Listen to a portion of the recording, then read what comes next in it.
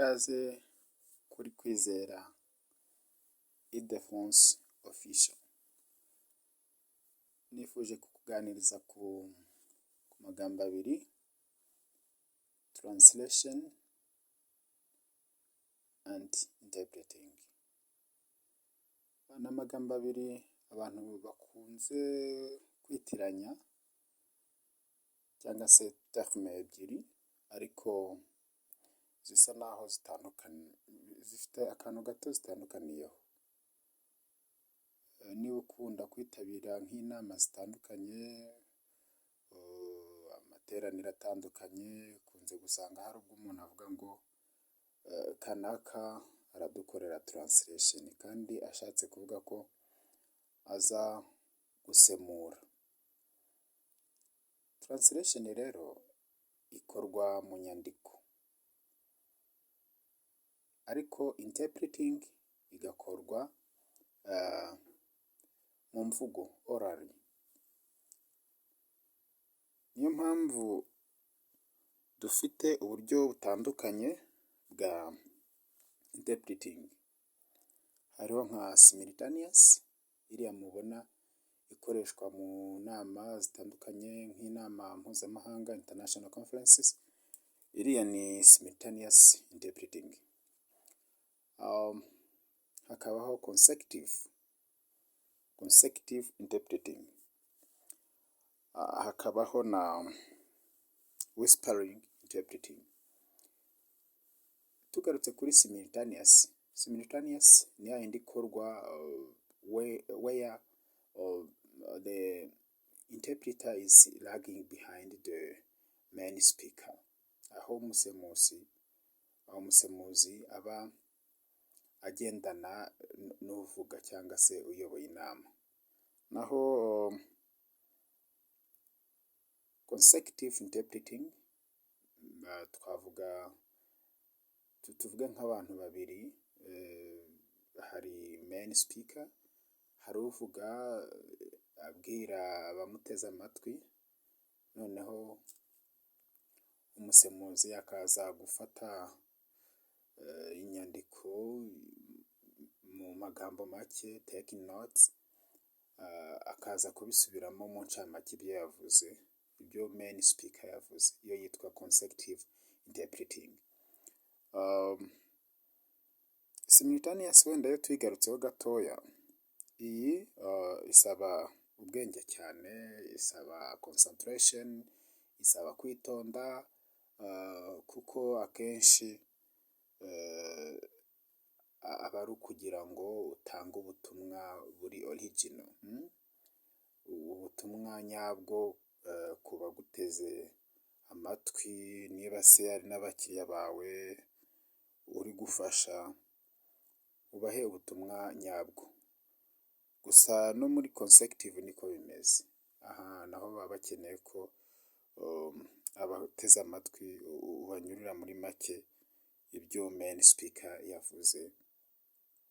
Hakazaho whispering interpreting. Iyi ikunze gukorwa n'abantu bicaranye, uzi ururimi. Niba wenda muri ahantu batanga ubutumwa mu Cyongereza, wicaranye n'undi muntu uzi nk'ikinyarwanda gusa, interpreter akaza kumusobanurira, akamwongorera.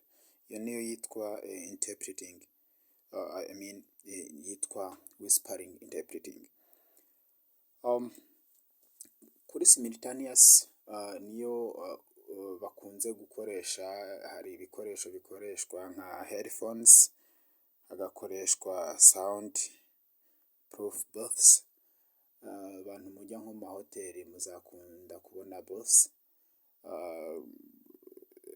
Ni nk'ahantu umusemuzi aba ari atagaragara, ariko abasha kumenya ibiri kubera mu cyumba wenda cy'inama, noneho akabikora mu buryo buri simultaneous. Abenshi babona ibikoresho bikoreshwa, wenda ukabona umuntu arakanda, ukabona yambaye headphones, écouteur. Bamwe bakagira ngo ni ibyuma bihindura indimi. Oya, nta byuma bihindura indimi kuriya bibaho. yewe n'abakoresha no mu buryo tugiye kugeraho bwa translation.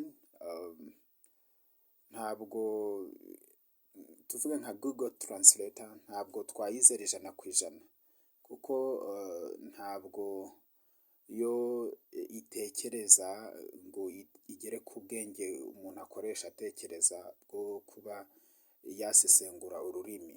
Tuvuge ushobora kuyiha avoka mu gifaransa, ni urugero rworoheje ntanze, kandi ushatse kuvuga ibijyanye n'amategeko, ubucamanza, avoka murabazi, wayihaye mu gifaransa, mu cyongereza ikaba yaguha avoka, cyangwa se mu rundi rurimi avoka isanzwe tuzi yo kurya,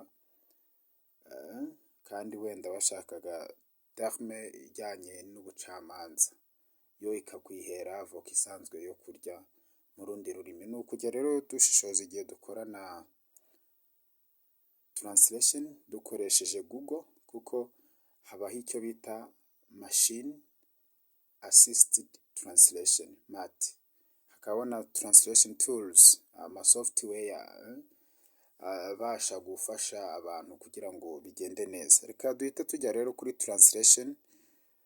Tuzagira n'ikindi kiganiro kivuga kuri ibi mu buryo bwimbitse, tuvuge kuri translation na interpreting, ariko reka tuganire kuri translation. Translation yaje bwa mbere ihereye ku munara w'ibaberi. Dushobora kubisoma mu itangiriro igice cya 11 umurongo wa mbere tukageza ku wa 9, niho yahereye. Ariko translation wenda mbere yuko tuyimbikamo itandukaniye gute na interpreting? Ihinduranyandiko ni umurimo ukorwa hafatwa inyandiko ziri mu rurimi runaka zigashyirwa mu rundi rurimi. Activity of transferring the written message from source language into target language. Mu gihe ubusemuzi bwo ari umurimo ukorwa havugwa ibyavuzwe cyangwa ibivuzwe n'undi muntu, ubivana mu rurimi yabivuzemo cyangwa se abivuzemo ukabishyira mu rundi rurimi. Activity of transferring orally the message from source language into target language. Twabisobanuye nka simultaneous interpreting, ariko hari n'indi twavuga nka church interpreting. Church interpreting yo ntigorana, kuko akenshi ibikorwa mu rusengero abantu benshi baba no kureba, nawe uba ureba abantu, uvuga main speaker umureba, tuvuge niba ari pastor ari kubwiriza, niba yenda agiye ku describing ibiri aho ngaho mu cyumba mu rusengero, translator interpreter aba yabibonye through gestures, binyuze mu marenga, arabibona ku buryo bitamugora, akamenya icyo main speaker agiye kuvuga. Muri field ya translation interpreting tubyita prediction, urabibona rero ntabwo igoye cyane. Rero ibi byose cyane translation ifite inkomoko cyangwa se yatangiye ku munara w'ibaberi, la tour de Babel. Nk'iyo usomye mu itangiriro 11 umurongo wa mbere kugeza ku wa 9, ubona ko havuga ngo Imana inyuranye indimi z'abantu. Ku murongo wa 8 haravuga ngo n'uwa 9 Uwiteka batatanyiriza gukwira mu isi yose, barorera kubaka wa mudugudu, nicyo cyatumye witwa Babel, kuko ari yo Uwiteka yahinduriye ururimi rwabo mu isi hose, rukavamo nyinshi zinyuranye, kandi ariyo yabakuriyeyo, akabatatanyiriza gukwira mu isi yose. Umusaza Mpyisi we twigeze kugirana ikiganiro mu myaka irenga 10 ishize, aravuga ati Imana yabagiriye neza,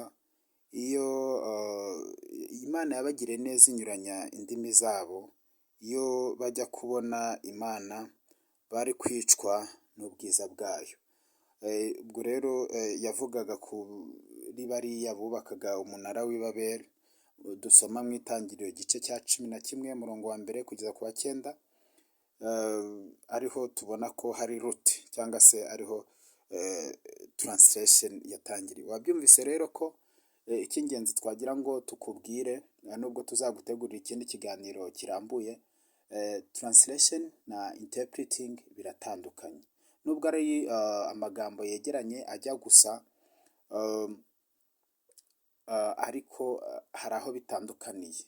Niwumva bavuze translation ujye wumva ko ari inyandiko, uravana mu cyongereza ushyira mu gifaransa ariko mu buryo bwanditse, uvane mu gifaransa ushyira mu kinyarwanda, mu ndimi zitandukanye ariko mu buryo bwanditse.